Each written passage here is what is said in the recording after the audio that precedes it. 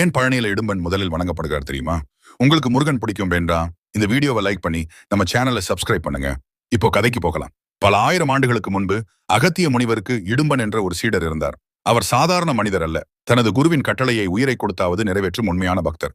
ஒரு நாள் அகத்திய முனிவர் சிவகிரி மற்றும் சக்திகிரி என்ற 2 புனித மலைகளை தெற்கே கொண்டு வருமாறு இடும்பனிடம் கூறினார். குருவின் கட்டளையை ஏற்ற இடும்பன் அந்த 2 மலைகளையும் ஒரு காவடி போல தோளில் சுமந்து பயணத்தை தொடங்கினார்.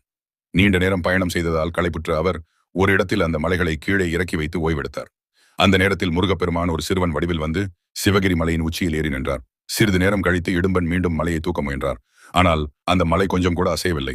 ஆச்சரியம் அடைந்த இடும்பன் மேலே பார்த்தார். அங்கே ஒரு சிறுவன் நின்று கொண்டிருந்தான். யார் நீ?